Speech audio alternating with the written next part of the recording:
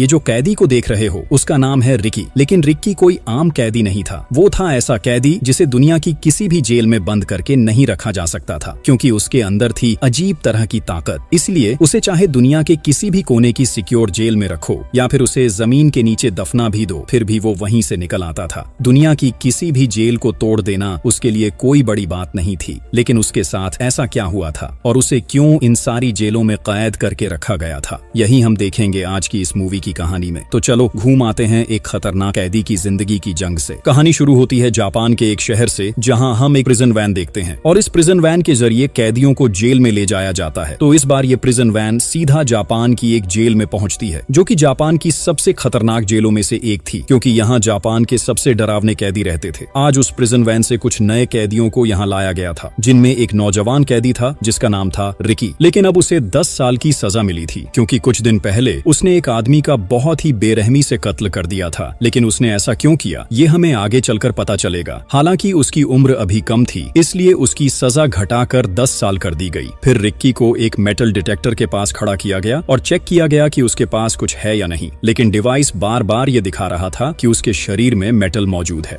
Police ने काफी देर तक उसकी तलाशी ली, लेकिन उसके पास से कुछ भी नहीं मिला। इससे सबको शक हुआ कि रिकी ने अपने शरीर के अंदर कोई हथियार छुपा रखा है। तो उसे और अच्छे से चेक करने के लिए वहां की स्पेशल एक्सरे मशीन में डाला गया। फिर जब उसका पूरा शरीर चेक किया गया तो पता चला कि उसके शरीर के अलग अलग हिस्सों में कई सारी गोलियां फंसी हुई हैं और वही गोलियां असल में मशीन में डिटेक्ट हो रही थी। ये देखकर वहां के पुलिस अफसर काफी हैरान हो गए कि कोई इंसान अपने शरीर में इतनी सारी गोलियां लेकर कैसे जिंदा रह सकता है। इसी बीच वहां के 2 अफसर रिक्की से कहते हैं कि वो यहाँ एक डॉक्टर को बुलाएंगे और उसके शरीर से सारी गोलियां निकाल देंगे। लेकिन रिक्की तब उनसे कहता है कि इन सब की कोई जरूरत नहीं है, वो बिल्कुल ठीक है। गोलियां तो उसके शरीर के लिए दवा जैसी है, ये सब उसके लिए कोई मायने ही नहीं रखता। अफसर उसकी बात सुनकर हैरान रह जाते हैं। इसके बाद सारे नए कैदियों को एक सेल के अंदर ले जाया जाता है। अब हम पूरे इस जेल को देखते हैं। ये पूरी जेल लगभग 4 हिस्सों में बंटी हुई थी और इन 4 हिस्सों पर 4 अलग अलग कैदियों का राज था। इन चारों कैदियों को मिलकर कहा जाता था द गैंग ऑफ 4। ये लोग बहुत बड़े बड़े गैंग्स के लीडर थे और उनके पास जेल के वार्डन की इजाजत भी थी, यानी अगर वो यहाँ कोई गलत काम भी करते तो वार्डन उन्हें कुछ भी नहीं कहता, क्योंकि वो सब बहुत बड़े बड़े माफिया थे। और जेल में ताकि वो अपना राज चला सके, इसलिए उन्होंने बाहर से ही वार्डन को पैसे देने का इंतजाम कर रखा था। फिर अगले दिन जब सारे कैदी अपने अपने कामों में व्यस्त थे, तभी वहाँ नॉर्थ सेक्शन का एक कैदी आता है, जो उस सेक्शन के गवर्नर का राइट हैंड था, यानी उसका सबसे करीबी आदमी। उसका नाम था सैम। तो सैम और उसके साथी मिलकर माइक नाम के एक बुजुर्ग कैदी को बेवजह मारने लगते हैं। लेकिन माइक तो समझ ही नहीं पा रहा था कि वो लोग उसे ऐसे क्यों पीट रहे हैं। माइक वैसे भी हमेशा बहुत चिंता में डूबा रहता था, क्योंकि उसे अपनी वाइफ और बच्चे की बहुत याद आती थी। वो अपने बच्चे को बहुत छोटा छोड़कर इस जेल में आया था। वो अब इंतजार कर रहा था कि कब उसकी सजा पूरी होगी और कब वो अपनी वाइफ और बच्चे के पास जाएगा। और कुछ ही दिनों में उसकी सजा खत्म होने वाली थी, इसलिए वो बहुत ज्यादा एक्साइटेड था। उसने जेल की कुछ चीजों से अपने बच्चे के लिए एक छोटा सा खिलौना बनाया था। लेकिन जब वो खिलौना उसके हाथ से गिर गया तो सैम ने उसे उठा लिया। फिर सैम माइक से कहता है, तू इस जेल से जल्दी बाहर निकलना चाहता है ना, लेकिन क्या तुझे पता है कि तू तभी बाहर निकल पाएगा जब मैं चाहूंगा। माइक उस खिलौने को वापस लेना चाहता था, लेकिन सैम ने उसी खिलौने से उसे चोट पहुंचाई और खिलौना तोड़ दिया। इसके बाद वो उसके करीब जाकर कहता है, मेरी इजाजत के बिना नॉर्थ सेक्शन की जेल से कोई भी कभी बाहर नहीं जा सकता, यहाँ तक कि बाहर जाने के लिए कोई अर्जी या अपील भी नहीं कर सकता। लेकिन माइक तब इसका विरोध करता है और कहता है कि जो वो लोग कर रहे हैं वो नाइंसाफी है। लेकिन ये सुनकर सैम बुरी तरह गुस्से में आ जाता है और फिर वो अपने आदमियों को लेकर माइक की जबरदस्त पिटाई करने लगता है। वो लोग माइक को इतना ज्यादा मारते हैं कि उसका पूरा चेहरा लहूलुहान हो जाता है। लेकिन ठीक उसी समय माइक की चीख सुनकर वहां रिक्की पहुंच जाता है और वो पीछे से सैम पर हमला करता है, जिससे सैम सीधा एक लोहे के कांटे स्टार कटर के ऊपर जा गिरता है। इसमें उसे बहुत गंभीर चोट लगती है। वो इतना घायल हो जाता है कि उसमें लड़ने की कोई ताकत ही नहीं बचती। इसके बाद सैम का ही एक आदमी रिक्की पर हमला करने आता है, लेकिन रिक्की जिस तरह से उसकी तरफ देखता है, उससे वो कैदी डर के मारे उसके ऊपर हाथ भी नहीं उठा पाता, बल्कि वो अपने लीडर सैम को लेकर वहां से भाग जाता है। इसके बाद दिखाया जाता है कि सैम का चेहरा बहुत बुरी तरह बिगड़ चुका था, इसलिए उसे रिक्की पर बेहद गुस्सा आ रहा था। वो अपने साथियों से कहता है कि उसका अगला टारगेट रिक्की है, वो उसे नर्क जैसी सजा देकर टुकड़ा टुकड़ा करके मारेगा। तभी सैम का एक साथी कहता है कि उन्हें रिक्की को पूरी तरह खत्म कर देना चाहिए। एक नया कैदी होकर भी उसने उनके बॉस पर हाथ उठाने की हिम्मत कैसे की। इसके बाद सैम सीधा जेल के वॉशरूम में जाता है, जहाँ एक गार्ड मौजूद था और इस गार्ड को सैम ने पहले से ही पैसे देकर अपने काबू में कर रखा था। वहाँ सैम गार्ड से माइक के बारे में पूछता है। वो जानना चाहता था कि माइक की रिहाई में कितना समय बाकी है। तब गार्ड बताता है कि कल सुबह ही उसकी रिहाई होने वाली है। ये सुनकर सैम उसे कहता है, तुझे मेरा एक अहम काम करना होगा, इसके बदले में मैं तुझे तेरी 1 महीने की सैलरी जितना पैसा दूंगा। गार्ड पूछता है कि काम क्या है। तब सैम कहता है, पहला, तुझे लॉन्ग नाम के एक कैदी को छोड़ना होगा जिसे बाकी सबसे अलग बांध कर रखा गया है, और दूसरा, माइक की रिहाई किसी भी तरह कैंसिल करनी होगी। इसलिए तू माइक के पास जाकर उसे बता देना कि उसकी रिलीज डेट बहुत आगे बढ़ा दी गई है। पैसे के लालच में गार्ड उसकी बात मान लेता है और फिर वो सीधा माइक के पास जाता है और उससे कहता है कि उसकी कल की रिहाई कैंसिल कर दी गई है। उसे अब और भी कई दिन इसी जेल में गुजारने होंगे। लेकिन माइक बहुत डर जाता है क्योंकि सैम के साथ वो वैसे ही उसकी दुश्मनी हो चुकी थी। अब अगर वो जेल में रहा तो सैम उसे बहुत टॉर्चर करेगा। इसलिए माइक गार्ड पर बुरी तरह गुस्सा हो जाता है और वो गार्ड से कहता है, मेरी रिक्वेस्ट रिजेक्ट हो गई, ये कह देना काफी था, लेकिन जब मुझे सरकार की तरफ से रिलीज की डेट दी गई थी तो अचानक वो कैसे कैंसिल हो गई? यकीनन इसके पीछे तुम्हारा ही कोई हाथ है। तब गार्ड उसे चुप कराने के लिए उसके शरीर पर हमला करता है। माइक को इससे बहुत तकलीफ होती है क्योंकि वैसे भी अपनी वाइफ और बच्चे से मिलने के लिए उसका दिल बहुत बेचैन था। इसलिए वो रोते रोते गार्ड से बार बार रिक्वेस्ट करता है कि उसे छोड़ दिया जाए, लेकिन गार्ड उसकी कोई बात नहीं सुनता बल्कि उसे पीट कर वहां से चला जाता है। माइक यहाँ बहुत ज्यादा टूट जाता है क्योंकि वो जानता था कि जब तक सैम नहीं चाहेगा तब तक वो इस जेल से कभी बाहर नहीं निकल पाएगा, और अगर यहाँ रहना पड़ा तो उसे रोज रोज तिल तिल कर मरना होगा। इसीलिए उस रात माइक अपनी जान दे देता है और ये खबर तुरंत पूरी जेल में फैल जाती है। सारे कैदी माइक के लिए विरोध करने लगते हैं क्योंकि इस जेल में सबसे ज्यादा नाइंसाफी माइक के साथ ही हुई थी और माइक को सजा भी बिल्कुल बेवजह मिली थी। असल में हुआ ये था कि जब माइक की वाइफ को डिलीवरी पेन शुरू हुआ था तो माइक अपनी गाड़ी से उसे अस्पताल ले जा रहा था। तभी अचानक एक गाड़ी आकर उनकी गाड़ी से टकरा जाती है जिसमें माइक की कोई गलती नहीं थी, लेकिन उस एक्सीडेंट में एक पैसेंजर की मौत हो गई। इसी वजह से उसे कई सालों की कैद की सजा दी गई थी। यहाँ तक कि उसकी सजा पूरी हो जाने के बाद भी उसे जेल से रिहा नहीं किया गया। उधर देखा जाता है कि गार्ड माइक की डेड बॉडी को जेल से बाहर ले जाने के लिए ले जा रहे थे। रिक्की देखता है कि माइक के दोनों हाथों में अब भी हथकड़ी लगी हुई है। ये देखकर उसे बहुत बुरा लगता है। वो वहाँ मौजूद गार्ड्स के पास जाकर कहता है, क्या आप लोग इंसान हैं? आप लोगों के अंदर इंसानियत नाम की कोई चीज नहीं है? इंसान इतनी तकलीफ झेल कर मर गया और आप लोग इस मरे हुए इंसान के हाथ में भी हथकड़ी लगाए हुए हैं। ये कहकर रिक्की अपने हाथों से हथकड़ी को बहुत आसानी से तोड़ देता है। इसे देखकर गार्ड बिल्कुल हैरान रह जाते हैं कि इतनी मजबूत हथकड़ी उसने इतनी आसानी से कैसे तोड़ दी। फिर रिक्की माइक की लाश पर वही खिलौना रख देता है जो माइक ने अपने बच्चे के लिए अपने हाथों से बनाया था, लेकिन सैम ने उसे तोड़ दिया था। रिक्की उस खिलौने को ठीक करके माइक के पास रख देता है ताकि उसकी आत्मा को कुछ सुकून मिल सके। लेकिन रिक्की को माइक के लिए बहुत दुख हो रहा था और सैम पर भी उसे बेहद गुस्सा था क्योंकि सैम और उसके साथियों की वजह से ही माइक की आज ये हालत हुई थी। फिर अगले दिन सुबह सारे कैदी वॉशरूम में नहाने जाते हैं। उनमें रिक्की भी मौजूद था। इसी दौरान रिक्की के पास सैम आता है और उसकी तरफ बहुत अजीब नजरों से देखता है। कुछ देर बाद जब सारे कैदी वहाँ से बाहर चले जाते हैं तब वहाँ वो कैदी आता है जिसका नाम था लॉन्ग, जिसे उस जेल में बांध कर रखा जाता था। लॉन्ग दरअसल एक बहुत विशाल कद काठी वाला इंसान था और वो बेहद ताकतवर भी था, इसलिए उसे हमेशा बांध कर रखा जाता था। इसी वजह से सैम ने गार्ड को कहा था कि उसे छुड़वा दो ताकि उसी के जरिए वो रिक्की को पिटवा सके। तब लॉन्ग आकर रिक्की को इतनी जोर की मुक्का मारता है कि रिक्की छिटक कर बहुत दूर जा गिरता है, लेकिन रिक्की भी बहुत साहसी और ताकतवर था, इसलिए वो भी उससे लड़ाई शुरू कर देता है। रिक्की लॉन्ग के पेट में ऐसा मुक्का मारता है कि उसका हाथ सीधा उसके पेट के अंदर तक चला जाता है। इससे वहीं पर लॉन्ग की मौत हो जाती है। दरअसल रिक्की के शरीर में अजीब तरह की शक्ति थी जो किसी आम इंसान के शरीर में नहीं होती। इसी बीच सैम रिक्की को मारने के लिए एक लोहे का तार काटा स्टील कटर ले आता है और उसे सीधा रिक्की के हाथ में घुसा देता है। लेकिन इतना सब होने के बाद भी रिक्की को कुछ नहीं होता, बल्कि रिक्की बहुत आसानी से उस तार कट्टर को निकालकर सैम के हाथ में घुसा देता है और उसका हाथ तोड़ देता है। उधर गार्ड वहाँ खड़े होकर उनकी लड़ाई देख रहे थे, लेकिन वो कुछ भी नहीं कर रहे थे क्योंकि सैम ने उन्हें पैसे दिए थे। लेकिन इस बार रिक्की सैम को भी लॉन्ग की तरह इतना जोर का मुक्का मारता है कि उसका पेट फट जाता है और वहीं उसकी मौत हो जाती है। गार्ड समझ जाते हैं कि रिक्की कितना खतरनाक कैदी है और उसके शरीर में कितनी जबरदस्त ताकत है, इसलिए वो उसे पकड़कर वहाँ से ले जाते हैं। इसी बीच वहाँ लियो नाम का एक कैदी आता है जो इस समय जेल के नॉर्थ सेक्शन का गवर्नर था। वो रिक्की के पास आकर कहता है, तुम्हारे जैसे ताकतवर कैदी मैंने बहुत कम देखे हैं। लेकिन लियो की बात का रिक्की पर कोई असर नहीं होता। इसके बाद गार्ड्स उसे एक खास तरह के सेल में ले जाते हैं जो कुख्यात कैदियों के लिए बनाया गया था। वहाँ गार्ड्स उसे कैद करके छोड़ जाते हैं। लेकिन कुछ ही देर बाद रिक्की के सीने में एक अजीब तरह का दर्द शुरू हो जाता है और तभी उसे अपने अतीत की एक घटना याद आती है। जब रिक्की हाई स्कूल का स्टूडेंट था तभी उसके माँ बाप की मौत हो गई थी। तो एक दिन रिक्की अपने माँ बाप की कब्र पर जाने के लिए उनके गाँव आता है और उसी कब्रिस्तान में उसकी मुलाकात होती है जॉन नाम के एक आदमी से। रिक्की को पता चलता है कि जॉन कोई और नहीं बल्कि उसका सगा चाचा है। जॉन और रिक्की आज पहली बार एक दूसरे से मिल रहे थे। हालांकि जॉन रिक्की के बारे में अपने भाई से पहले ही बहुत कुछ सुन चुका था। उसने सुना था कि रिक्की मार्शल आर्ट्स सीख रहा है, इसलिए वो यहाँ आकर रिक्की से उसके मार्शल आर्ट्स के बारे में पूछता है। रिक्की तब उसे अपनी स्किल दिखाने लगता है, लेकिन उसका चाचा जॉन उसे तुरंत रोकर एक वार करता है, क्योंकि उसने समझ लिया था कि रिक्की के अंदर अभी भी बहुत सी कमजोरियां हैं। पूरी तरह से मार्शल आर्ट्स सीखने के लिए उसे अभी बहुत वक्त लगेगा। जॉन खुद एक मार्शल आर्ट्स मास्टर था। ये बात रिक्की ने अपने पिता से सुनी थी, इसलिए रिक्की उसे बहुत अनुरोध करने लगता है कि वो उसे पूरी तरह से मार्शल आर्ट्स सिखाए, क्योंकि इस दुनिया में अब उसके माँ बाप कोई नहीं थे। इसलिए उसे हर हाल में खुद को बहुत स्ट्रांग बनाना था, वरना इस दुनिया में उसका टिकना बहुत मुश्किल हो जाएगा। रिक्की की बातें सुनकर उसका चाचा जॉन उसे मार्शल आर्ट्स सिखाने के लिए राजी हो जाता है। वो उसी दिन से उसे ट्रेनिंग देना शुरू कर देता है और ट्रेनिंग के लिए रात में उसे कब्रिस्तान में ले जाता है। वो रिक्की से कहता है कि मार्शल आर्ट्स का सबसे बड़ा हथियार है अपने दिमाग पर काबू पाना और अपने अंदर छिपे गुस्से और क्रोध को बैलेंस करना। इसीलिए जॉन सबसे पहले उसे मेडिटेशन सिखाना शुरू करता है और वो रिक्की से कहता है कि मेडिटेशन ही है खुद को कंट्रोल करने का सबसे बड़ा हथियार। ये इंसान के मन की असली शांति को जगाता है, यहाँ तक कि ये इंसान को धैर्य रखना भी सिखाता है, जिसकी वजह से आगे चलकर किसी भी चोट या तकलीफ से इंसान को ज्यादा फर्क नहीं पड़ता, बल्कि इससे अपने आप इंसान के शरीर में और भी ज्यादा एनर्जी और मेहनत करने की इच्छा जाग उठती है। यही वजह है कि बाद में इंसान मार्शल आर्ट्स के लिए सख्त मेहनत कर पाता है। तो इस तरह कई दिनों की ट्रेनिंग के बाद जॉन रिक्की के लिए वहाँ एक पत्थर लाता है। वो अपने एक हाथ से उस पत्थर का एक हिस्सा तोड़ देता है। इसके बाद वो रिक्की से कहता है कि उसके शरीर के अंदर जितनी भी ताकत है उसे एक जगह इकट्ठा करो और इस पत्थर को तोड़कर दिखाओ। रिक्की जॉन की बात सुनकर बहुत ज्यादा प्रेरित हो जाता है, इसलिए वो पत्थर के सामने आकर अपने पूरे शरीर की सारी ताकत लगाकर उस पत्थर पर वार करता है और सचमुच वो पत्थर को तोड़ देता है। ये देखकर रिक्की खुद भी हैरान रह जाता है। इसके बाद जॉन लगातार रिक्की की तरफ एक के बाद एक पत्थर फेंकने लगता है और रिक्की भी हर एक पत्थर को तोड़कर चूर चूर कर देता है। फिर जॉन एक बहुत बड़ा पत्थर लाकर उसे रिक्की पर फेंकता है, लेकिन रिक्की अपनी सीने की पसलियों की ताकत से उस पत्थर को भी चूर चूर कर देता है। ये सब देखकर जॉन बहुत खुश होता है, क्योंकि रिक्की ने बहुत कम समय में अपार शक्ति हासिल कर ली थी। अब कहानी वापस वर्तमान समय में आती है, जहाँ रिक्की अपने सेल के अंदर चुपचाप बैठा जॉन के बताए अनुसार मेडिटेशन कर रहा था। लेकिन तभी कुछ गार्ड आकर उसे एक अफसर के पास ले जाते हैं जो इस पूरी जेल का डिप्टी डायरेक्टर था। उसका नाम था मार्टिन। असल में वो बहुत ही बुरा इंसान था। वो अपने पद की ताकत पाकर कभी सही गलत की परवाह नहीं करता था, यहाँ तक कि बाकी गार्ड्स की तरह वो भी पैसों के आगे बिक चुका था। तो मार्टिन एक गार्ड से कहता है कि उसे रिक्की की पूरी फाइल पढ़कर सुनाए, क्योंकि जिस कैदी ने जेल में इतनी बड़ी घटना कर डाली है उसके अतीत के बारे में तो उसे थोड़ा जानना ही चाहिए। गार्ड तब रिक्की की फाइल पढ़कर सुनाना शुरू करता है। वो कहता है कि बचपन से ही रिक्की अनाथ था, इसी वजह से वो एक अनाथ आश्रम में बड़ा हुआ, लेकिन पढ़ाई लिखाई में वो बिल्कुल भी अच्छा नहीं था, इसलिए उसे जनरल स्कूल से निकालकर एक म्यूजिक स्कूल में दाखिला दिलाया गया। लेकिन बाद में वो 2 साल के लिए वहाँ से भी गायब हो गया। उसे कहीं भी ढूंढा नहीं जा सका। लेकिन अचानक ही उसने एक बहुत बड़े गैंग के साथ लड़ाई कर ली और उस फाइट में उसने उनमें से एक को मार डाला। इसके बाद उसे वहीं से गिरफ्तार करके इस जेल में लाया गया। ये सब सुनकर मार्टिन फिर रिक्की के पास आता है और उसका गला दबोच लेता है। वो उससे पूछना चाहता है कि लगभग 2 साल तक वो जो गायब रहा उस दौरान वो कहाँ था और उसके पूरे सीने के अंदर 5 गोलियां मिली हैं। ये 5 गोलियां उसके शरीर में कैसे लगी और गोलियां लगने के बाद भी वो अब तक जिंदा कैसे है। लेकिन वो उसकी किसी भी बात का जवाब नहीं देता। हालांकि रिक्की यहाँ एक बात नोटिस करता है कि मार्टिन का एक हाथ नहीं है और उसकी जगह उसके हाथ में हथियार जैसा कुछ लगा हुआ है। फिर मार्टिन रिक्की से कहता है, तू मुझे कुछ भी बताना नहीं चाहता तो इसमें क्या हुआ? ये मत भूल कि तू अभी भी मेरी जेल के अंदर ही है, इसलिए तुझसे सच निकलवाने में मुझे ज्यादा वक्त नहीं लगेगा। इसके बाद मार्टिन वहाँ से एक फोटो निकालता है और कहता है कि आज सुबह उन्हें रिक्की की एक तस्वीर मिली है। वो चाहता है कि रिक्की उस तस्वीर को देखे। रिक्की जैसे ही तस्वीर देखने के लिए हाथ बढ़ाता है, तभी मार्टिन अपने हाथ में लगे उस हथियार से रिक्की पर वार कर देता है, यहाँ तक कि वो उसके चेहरे पर बार बार वार करता रहता है। और फिर वो रिक्की से कहता है, मैं उस इंसान की ताकत देखना चाहता हूँ जिसने सैम और लॉन्ग जैसे ताकतवर लोगों को मार डाला था। ऐसा कहते हुए वो रिक्की को इतना मारता है कि उसका पूरा शरीर खून से लथपथ हो जाता है, लेकिन रिक्की डरने के बजाय उसके चेहरे पर थूक देता है। ये देखकर मार्टिन और भी ज्यादा गुस्से में आ जाता है और कहता है कि रिक्की ने बहुत बड़ी गलती कर दी है। उसे बिल्कुल अंदाजा नहीं है कि वो किस जेल में आ पहुंचा है। ये जेल नहीं बल्कि एक जहन्नुम है और इस जहन्नुम की सजा रिक्की को भुगतनी ही पड़ेगी। वो कसम खाता है कि अपने ही हाथों से रिक्की को तड़पा तड़पा कर खत्म कर देगा। इसके बाद मार्टिन रिक्की को वही तस्वीर दिखाता है जिसे वो पहले दिखाना चाहता था। उस तस्वीर में दरअसल रिक्की की गर्लफ्रेंड की फोटो थी। मार्टिन रिक्की को उसकी गर्लफ्रेंड के बारे में धमकी दे रहा था। ये सुनकर रिक्की बुरी तरह गुस्से में आ जाता है और एक ही वार में वहां रखी टेबल को तोड़ डालता है। तब मार्टिन उस पर गोलियां चलाना शुरू कर देता देता है, लेकिन रिक्की वहां पड़े सामान को ढाल बनाकर किसी तरह गोलियों से बच निकलता है। फिर जब गार्ड्स उसे रोकने आते हैं तो रिक्की उन्हें भी बुरी तरह पीट देता है। ये देखकर मार्टिन के अंदर डर समा जाता है और वो कहता है, अगर तूने ये सोचा भी है कि तू मुझे मार सकता है तो याद रख, तुझे मेरी ही हाथों से मरना होगा। तभी रिक्की तेजी से दौड़ता हुआ आता है और उसे जोरदार हिट करने ही वाला होता है, लेकिन आखिरी पल में आकर वो रुक जाता है और कहता है, मैं चाहूं तो अभी यहीं तुझे खत्म कर सकता था। मैंने पहले भी कई हत्याएं ऐसे ही कर डाली हैं, तो तुझे मार देने से मेरे लिए कुछ खास बदलता नहीं, लेकिन इस बार तुझे छोड़ रहा हूँ, मगर आइंदा मेरी निजी जिंदगी में दखल देने की कोशिश मत करना। ये कहकर रिक्की अपनी गर्लफ्रेंड की फोटो उठाता है और वहां से चला जाता है। फिर उसी रात रिक्की उस तस्वीर को देख रहा होता है। उसके पास अपनी एक बांसुरी भी थी। रिक्की वहां बैठकर बांसुरी बजाने लगता है और तभी उसे अपने अतीत की बातें याद आने लगती हैं, जब वो अपनी गर्लफ्रेंड के साथ बहुत ही खूबसूरत लम्हे गुजारा करता था। रिक्की की गर्लफ्रेंड का नाम था यान।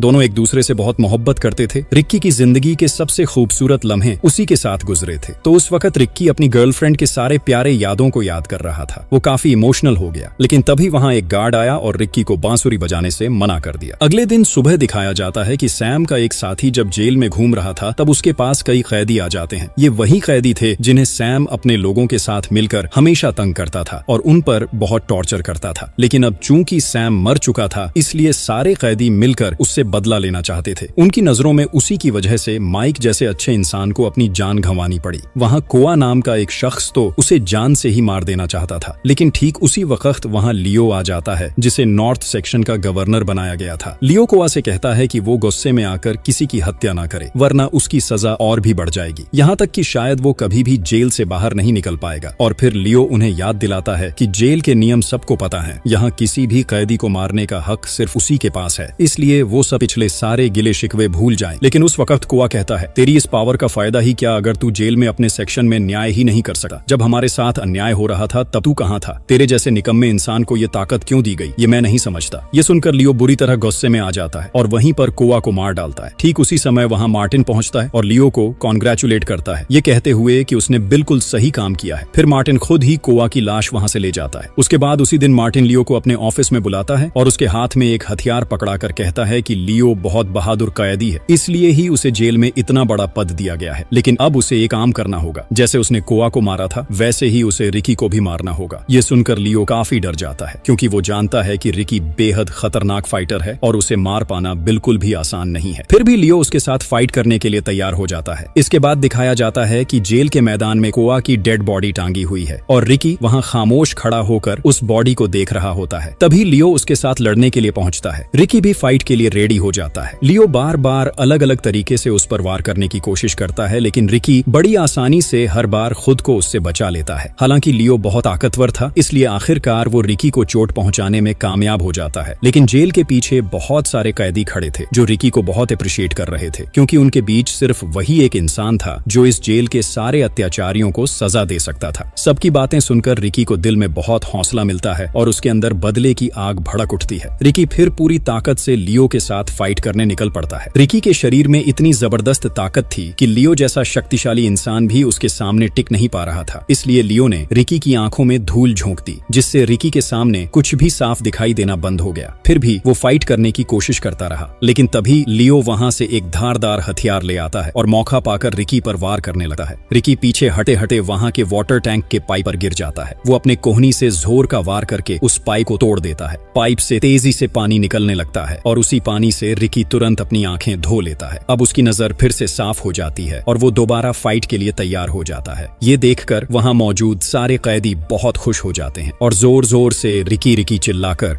उसका हौसला बढ़ाने लगते हैं। वो सब रिकी से कहते हैं कि लियो को अच्छे से सबक सिखा दो। उधर लियो अपने धारदार हथियार से रिकी पर दोबारा वार करने के लिए आता है, लेकिन इस बार रिकी ऐसा वार करता है कि लियो की एक आंख बाहर निकल जाती है। तभी वहां मार्टिन आकर ये पूरा मंजर देख लेता है और बुरी तरह डर जाता है। लियो को एहसास हो जाता है कि रिकी अब उसे भी बाकियों की तरह मार डालेगा, इसलिए वो तय करता है कि इतनी भयानक मौत मरने से अच्छा है कि वो खुद ही अपनी जान ले ले। लेकिन जैसे ही वो खुद को मारने वाला होता है, रिकी उसके सामने आ जाता है और लियो अचानक उसी पर हमला कर देता है। ये दरअसल उसका एक ट्रैप था, लेकिन रिकी इस बार उसके सिर पर ऐसा जबरदस्त वार करता है कि उसका दिमाग फटकर बाहर निकल जाता है और वहीं उसकी मौत हो जाती है। इसके बाद रिकी वहां क्वान की लाश को नीचे उतार देता है। तभी सारे कैदी वहां पहुंच जाते हैं। उन्हें एक पल के लिए लगता है कि शायद क्वान अभी भी जिंदा हो सकता है, लेकिन बदकिस्मती से क्वान तो काफी पहले ही मर चुका था। रिकी के अंदर अब मार्टिन के लिए जबरदस्त गुस्सा गुस्सा था, इसलिए वो जोर से चिल्लाकर सारे कैदियों से कहता है कि इस जेल में जितने भी अन्याय हो रहे हैं उसके पीछे सिर्फ मार्टिन जिम्मेदार है। उसी की वजह से लियो जैसे लोग गलत काम करने की हिम्मत पाते हैं और मासूम कैदियों की जिंदगी को नरक बना देते हैं। ये सुनकर सारे कैदी मार्टिन की तरफ टूट पड़ते हैं और गुस्से में चिल्लाते हुए कहते हैं, तूने हमारे साथ बहुत ज्यादा अन्याय और अत्याचार किया है, लेकिन अब हम तुझसे डरने वाले नहीं हैं, क्योंकि अब हमारे लिए रिकी मौजूद है। लेकिन तभी अचानक वहाँ एक सीक्रेट जगह से एक कैदी बाहर निकल आता है। असल में वो 4 गैंग नाम के उस खतरनाक गैंग का एक मेंबर था, जिस गैंग में 4 लोग थे। उसका नाम था ताकेमतो। उसके पास एक खास तरह की स्किल थी, वो बड़ी आसानी से एक जगह से दूसरी जगह मूव कर सकता था। साथ ही उसके शरीर में भी बेहद जबरदस्त ताकत थी। ताकेमतो आते ही कई कैदियों को बहुत ही डरावने और भयानक तरीके से मार डालता है ताकि बाकी कैदी पीछे हट जाए। अब 4 गैंग में से 3 लोग जिंदा बचे थे। तब मार्टिन रिकी से उनका परिचय कराता है। वेस्टर्न सेक्शन से ताकेमतो, ईस्टर्न सेक्शन से टाइन और साउदर्न सेक्शन से रेक्स। ये तीनों ही सुपर डुपर फाइटर थे। मार्टिन तब रिकी से कहता है, तू अपने आप को बहुत ताकतवर समझता है ना? इन लोगों के सामने तेरी ताकत कुछ भी नहीं है। मैं तुझे असली फाइटर तभी मानूंगा जब तू इन तीनों को हरा कर दिखाएगा। कैदी तब जोर जोर से चिल्लाकर रिकी से कहते हैं, तुम बिल्कुल भी मत डरना, हम सब मिलकर इन तीनों को हराएंगे, चाहे कुछ भी हो जाए। हम फिर रिकी के साथ बाकी कैदी भी फाइट करने के लिए आगे बढ़ते हैं। लेकिन रिकी इस बार और कोई झंझट नहीं चाहता था, इसलिए वो तब क्वान की बॉडी को अपने कंधे पर उठाकर वहां से जाने लगता है। लेकिन तभी मार्टिन उसे एक ऑफर देता है। वो कहता है कि रिकी नॉर्थ सेक्शन का गवर्नर बन जाए, यानी लियो की पोजीशन अब वही ले, क्योंकि अभी जेल के नॉर्थ सेक्शन की पोजीशन खाली पड़ी है और रिकी जैसा ताकतवर कैदी कोई और नहीं है जो इस जिम्मेदारी को निभा सके। लेकिन रिकी बिना कुछ कहे चुपचाप वहां से चला जाता है। इसी बीच दूर से रिकी को एक कैदी देख रहा होता है जिसका नाम था एलन, और ये एलन दरअसल लियो का बेटा था। रिकी ने क्योंकि लियो को मार दिया था तो बाप की मौत के बाद एलन बहुत अकेला पड़ गया था, इसलिए उसी दिन रिकी एलन के पास आता है। रिकी उसे एक पत्ता दिखाकर कहता है, क्या तुम्हें पता है इस पत्ते से कितनी सुंदर तरीके से बांसुरी बजाई जा सकती है? एलन थोड़ा भोला भाला स्वभाव का था, तो रिकी उसकी टेंशन दूर करने और मन अच्छा करने की कोशिश कर रहा था। लेकिन एलन तब उसे बताता है कि उसकी तो जीभ ही नहीं है, इसलिए उसे पता ही नहीं कि बांसुरी कैसे बजाई जाती है। उसकी जीभ दरअसल मार्टिन ने ही काट दी थी, क्योंकि मार्टिन एक बड़ा सीक्रेट सबके सामने आने से छुपाना चाहता था। ये सुनकर रिकी बहुत हैरान रह जाता है कि मार्टिन कितना घिनौना और नीच इंसान है। रिकी इस बार एलन को एक बांसुरी देता है और कहता है कि बांसुरी बजाने के लिए उसकी जुबान की जरूरत नहीं है, वो जब चाहे इसे बजाकर अपना मन अच्छा कर सकता है, क्योंकि जब भी रिकी का मन खराब होता है तो वो भी बांसुरी बजाकर ही खुद को अच्छा महसूस कराता है। ये बांसुरी पाकर एलन बहुत खुश हो जाता है और खुशी खुशी रिकी को कुछ पते देता है ताकि वो उन पतों से बांसुरी बजा सके, क्योंकि अपनी बांसुरी तो वो पहले ही एलन को दे चुका था। लेकिन जैसे ही रिकी उन पतों को देखता है वो हैरान रह जाता है। तब वो एलन से पूछता है कि ये पते उसे कहाँ से मिले। एलन बताता है कि ये वेस्टर्न सेक्शन से मिले हैं। दरअसल वो पते एक तरह के ड्रग्स थे जिन्हें जेल के अंदर गुप्त रूप से उगाया जा रहा था, और शायद कैदी इसी तरह चुपके से ड्रग्स ले रहे थे। उधर दिखाया जाता है कि छुपकर रिकी और एलन को ताकेमतो देख रहा था, क्योंकि वही वेस्टर्न सेक्शन का गवर्नर था, यानी इस ड्रग्स के पीछे उसका भी हाथ था। ताकेमतो फिर ईस्ट और साउथर्न सेक्शन के गवर्नरों के पास जाता है, जिनके नाम थे रेक्स और टाइन। वो उन्हें बताता है कि रिकी को जेल में ड्रग्स की खेती के बारे में सब पता चल गया है और ये सारी बातें एलन ने ही रिकी को बताई हैं। तभी ताकेमतो एलन को अपने पास बुलाता है और कहता है कि पहले वो रिकी को मारेंगे और उसके बाद उसे एलन को भी खत्म कर देंगे। लेकिन एलन रिकी के साथ ऐसा करने से मना कर देता है। इस पर ताकेमतो गुस्से में आकर एलन को वहीं मार डालता है। फिर वे एलन की लाश को जेल के मैदान में छोड़ देते हैं ताकि बाकी कैदी उसकी हालत देखकर डर जाए। और तभी उस भीड़ को देखकर वहां रिकी भी पहुंच जाता है। वो देखता है कि वहां एलन की लाश पड़ी हुई है और लाश के पास ही उसकी दी हुई वो बांसुरी भी रखी हुई है। रिकी तब उसके पास जाकर बांसुरी को हाथ में लेता है और बहुत इमोशनल हो जाता है। फिर गुस्से और गम में चिल्लाते हुए उसी बांसुरी को तोड़ देता है। दूसरी तरफ मार्टिन को पता चलता है कि रिकी को जेल के ड्रग्स वाले राज के बारे में सब पता चल गया है, तो वो बहुत गुस्सा हो जाता है। उधर रिकी गुस्से में वेस्टर्न सेक्शन पहुंचकर सारे ड्रग्स के पौधों को जला देता है, क्योंकि ड्रग्स का राज उजागर करने की वजह से ही एलन की मौत हुई थी। लेकिन तभी वहां ताकेमतो आ जाता है और देखता है कि रिकी ने उनके सारे ड्रग्स के पौधे जला दिए हैं। ये देखकर वो बुरी तरह भड़क उठता है, मगर उससे पहले रिकी कहता है कि तूने एलन को मारा है, इसलिए अब तुझे भी मेरे हाथों मरना होगा। लेकिन ताकेमतो जवाब देता है कि मरना तो रिकी को ही उसके हाथों होगा। फिर वहां दोनों के बीच फाइट शुरू हो जाती है और ताकेमतो उसे मारना शुरू करता है। ताकेमतो जापानी ट्रेडिशनल कुंग फू जानता था, इसलिए उसके अंदर फाइट करने की एक अलग ही ताकत थी। वो अपनी सारी ताकत एक जगह इकट्ठा करके फुल स्पीड में आकर रिकी को जोर से मारता है, जिससे रिकी सीधा जाकर दीवार से टकरा जाता है। दूसरी तरफ रिकी के लगाए हुए आग सीधा जेल के गेट तक पहुंच गई थी और गेट लंबे समय तक आग में जलते रहने की वजह से उस उसका लॉक बहुत कमजोर हो चुका था। इसलिए कैदी उस मौके का फायदा उठाना चाहते थे, क्योंकि अब वो चाहें तो वहां से भाग सकते थे। लेकिन मार्टिन को ये बात पता चल जाती है और वो तुरंत ही एक गार्ड को वहां भेज देता है ताकि वो कैदियों को रोक सके। लेकिन अब मार्टिन के लिए सबसे बड़ी समस्या ये थी कि जेल का प्रिजन डायरेक्टर अपनी वेकेशन से वापस आ चुका था, मगर पूरी जेल अब एकदम खंडहर में बदल चुकी थी। अगर प्रिजन डायरेक्टर को ये सब पता चल जाता तो मार्टिन की हालत खराब हो जाती। इसलिए मार्टिन सभी गार्ड्स को 0 अलार्म वार्निंग दे देता है ताकि जल्दी से जेल का माहौल शांत कर दिया जाए। दूसरी तरफ रिकी अपने जख्मों से घायल होकर वहीं बैठा था। उसी वक्त उसे अपने अंकल जॉन की बात याद आ जाती है, जहां जॉन ने कहा था कि जब तुम अपने दुश्मन के सामने हारने वाले रहो तो ऐसा दिखाना कि तुमने हार मान ली है, इससे तुम्हारा दुश्मन ढीला पड़ जाएगा और उसी बीच तुम अपनी सारी ताकत को इकट्ठा कर फिर से फाइट शुरू कर सकोगे। रिकी तब वही करता है और अपने शरीर की सारी ताकत को एक साथ इकट्ठा कर लेता है। लेकिन तभी वहां रेक्स आ जाता है। रेक्स के पास रोप कंट्रोल की एक अजीब सी ताकत थी, इसलिए वो रिकी की गर्दन में रस्सी लपेटकर उसे कस देता है और कहता है, मैं रिकी को तब तक नहीं मारूंगा जब तक मैं उससे सीधे फाइट न कर लूं। लेकिन तभी अचानक अलार्म बज उठता है और माइक्रोफोन से सारे कैदियों को आदेश दिया जाता है कि 1 मिनट के अंदर वे अपने सेल्स में लौट जाएं, वरना उन्हें शूट कर दिया जाएगा। मगर टाइन ये चेतावनी मानने को तैयार नहीं था। वो रिकी से लड़कर उसे अपने हाथों से मार देना चाहता था, लेकिन ताकेमोटो उसे मना कर देता है, क्योंकि अगर उन्होंने वार्निंग नहीं मानी तो सब बड़ी मुसीबत में फंस सकते थे।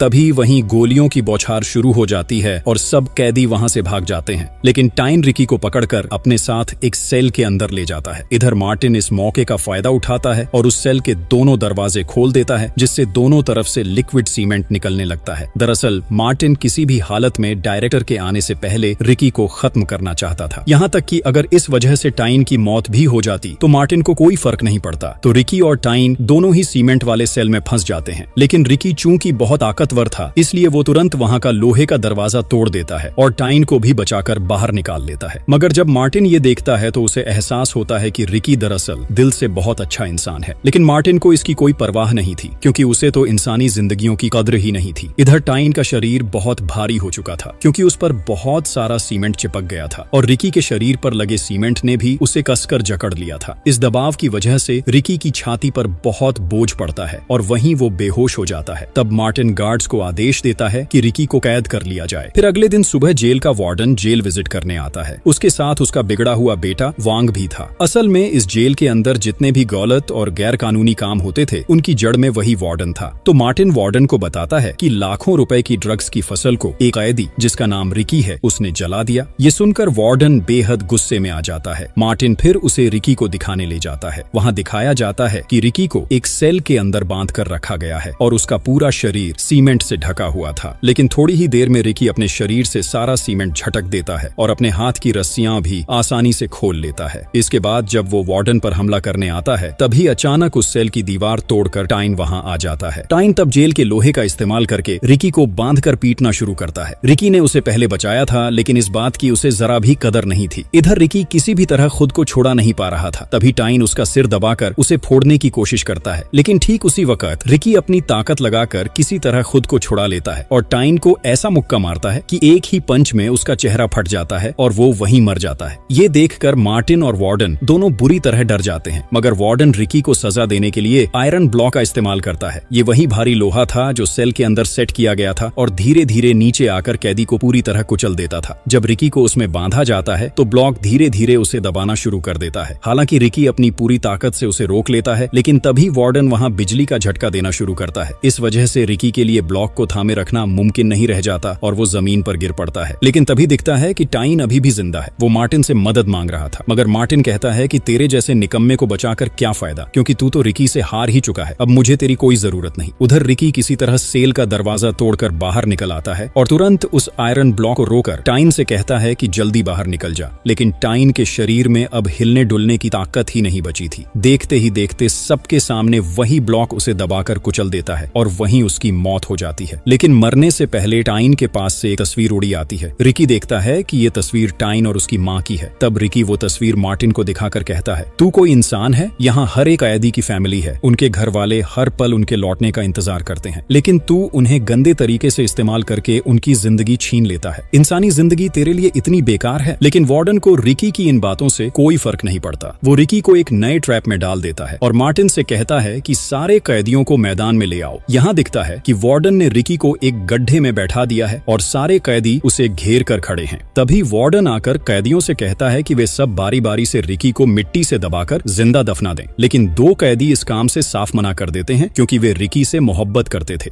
वार्डन वहीं उन दोनों को गोली मारकर मार देता है। नतीजा ये होता है कि बाकी सब डर के मारे मजबूरन उसकी बात मानते हैं और बारी बारी से रिकी पर मिट्टी फेंकने लगते हैं। हालांकि मिट्टी डालते वक्त हर कैदी रिकी से माफी भी मांग रहा था। फिर वार्डन वहां सबको कहता है कि अगर रिकी ऐसे ही 7 दिन तक जिंदा रह सका तभी वे उसे आजाद करेंगे। फिर मार्टिन वहां एक बांस का पाइप लगवा देता है ताकि रिकी सांस ले सके। उस दिन हर कैदी रिकी के लिए बहुत टेंशन में था और वे सब इस बात के लिए पछता रहे थे जो उन्होंने उसके साथ किया। दूसरी तरफ रिकी के पास रेक्स और ताकीम आते हैं। वे रिकी के ब्रीथिंग पाइप में एक टुकड़ा मांस डाल देते हैं ताकि रिकी सांस न ले पाए, लेकिन रिकी अपने मुंह से उस पाइप को 2 हिस्सों में तोड़ देता है और वो मांस का टुकड़ा खा जाता है। इसी बीच रिकी को अपने अतीत की बातें याद आती हैं। एक दिन उसकी गर्लफ्रेंड यान स्कूल से घर लौट रही थी। तभी रास्ते में उसने कुछ लड़कों को ड्रग्स लेते हुए देख लिया। तब उन लड़कों ने यान को पकड़कर अपने बॉस के पास ले गए। बॉस यान के साथ गंदी हरकत करने ही वाला था कि यान वहां से भागकर छत पर चली जाती है, लेकिन भागते भागते वो छत से गिरकर मर जाती है। और जब रिकी को ये खबर मिलती है तो उसका दिल टूट जाता है। उसने बड़ी मुश्किल से उस आदमी को ढूंढ निकाला जिसकी वजह से उसकी गर्लफ्रेंड की मौत हुई थी। रिकी जब उसे मारने जाता है तो वो आदमी उस पर लगातार 5 गोलियां चला देता है, लेकिन रिकी के मजबूत शरीर पर उसका कोई असर नहीं होता। रिकी तब उस आदमी को बहुत ही भयानक तरीके से मार डालता है क्योंकि उसकी गर्लफ्रेंड ही उसके जीवन की एकमात्र अपनी इंसान थी। यहीं से रिकी को गिरफ्तार करके जेल में ले जाया जाता है। फिर देखते देखते लगभग 1 हफ्ता बीत जाता है। वार्डन तब रिकी को जमीन के नीचे से निकलवाता है। सब लोग सोच रहे थे कि रिकी मर चुका है, लेकिन कुछ देर बाद पता चलता है कि रिकी अभी भी जिंदा है। रिकी वहां अपनी ताकत से जंजीरें तोड़कर आजाद हो जाता है। इसे देखकर सारे कैदी बहुत खुश होते हैं, लेकिन तभी ताकीम आकर रिकी को बहुत जोर से मारता है और रिकी बेहोश हो जाता है क्योंकि भूख और थकान से वह पूरी तरह कमजोर हो चुका था। फिर जब रिकी को होश आता है तो वह देखता है कि उसे बहुत सारे लोहे के बीच फंसा कर रखा गया है जहां वह बिल्कुल हिल भी नहीं पा रहा था। इसके बाद वार्डन उससे कहता है, मैंने अपनी पूरी जिंदगी में तेरे जैसा बहादुर इंसान कभी नहीं देखा। अतीत की सारी बातें भूल जा, मेरा हाथ थाम ले, क्योंकि मुझे तेरे जैसे इंसान की बहुत जरूरत है। लेकिन रिकी तब कहता है कि चाहे उसकी जान ही क्यों न चली जाए, वह ऐसे गंदे लोगों का साथ कभी नहीं देगा। इस पर रेक्स गुस्से में आकर उसे मारना शुरू कर देता है, लेकिन तभी ताकीम वहां बहुत सारे ब्लेड लेकर आ जाता है और उन ब्लेड्स को रिकी के मुंह के अंदर घुसाकर उसके मुंह पर टेप चिपका दिया जाता है। फिर वे सब रिकी को मारने लगते हैं। इसके बाद वार्डन आकर रिकी के मुंह से टेप हटा देता है तो रिकी वही सारे ब्लेड्स अपने मुंह से थूकर चारों तरफ फेंक देता है। इसके बाद दिखाया जाता है कि रिकी को एक और सेल में बंद करके रखा गया है। तभी छुप छुप कर एक कैदी वहां आता है और रिकी को खाने के लिए कुछ देता है और कहता है कि वह कभी हार न माने। लेकिन जब मार्टिन को इस बात का पता चलता है तो वह उस कैदी को मार डालता है और उसकी लाश घसीटते हुए रिकी के पास ले आता है। लेकिन तब तक रिकी खुद को आजाद कर चुका होता है। वह पीछे से मार्टिन पर हमला करता है और उसकी हालत खराब कर देता है। जब उसे पता चलता है कि मार्टिन ने उस कैदी को मार दिया है तो वह बहुत गुस्सा हो जाता है। फिर वह और बाकी सारे कैदी मिलकर मार्टिन को वार्डन के पास ले आते हैं। वार्डन तब खुद अजीब तरह की गोलियां चलाकर मार्टिन को मार डालता है। तभी वहां रेक्स और ताकीमोतो आ जाते हैं। अब रिकी और ताकीमोतो के बीच एक बहुत ही खतरनाक लड़ाई होती है। वे तरह तरह की टेक्नोलॉजी इस्तेमाल करके रिकी को मारना चाहते हैं, लेकिन रिकी उल्टा ताकीमोतो का पैर काट देता है। ये देखकर रेक्स डर कर वहां से भाग जाता है। फिर उस सीन में दिखाया जाता है कि रिकी बहुत ही डरावने तरीके से वार्डन को भी मार देता है और वह वार्डन का सिर लेकर सभी कैदियों के सामने आता है। इसके बाद वह दौड़कर जेल की चारों तरफ बनी मजबूत दीवार को एक ही मुक्के में तोड़ देता है और सबको कहता है, आज से तुम सब आजाद हो, अब तुम्हें किसी भी अन्याय और अत्याचार को सहना नहीं पड़ेगा। ये कहकर रिकी जेल से बाहर निकल जाता है और एक अनजान मंजिल की ओर चला जाता है। और इसी तरह एक थ्रिलिंग एंडिंग के साथ कहानी यहाँ खत्म हो जाती है।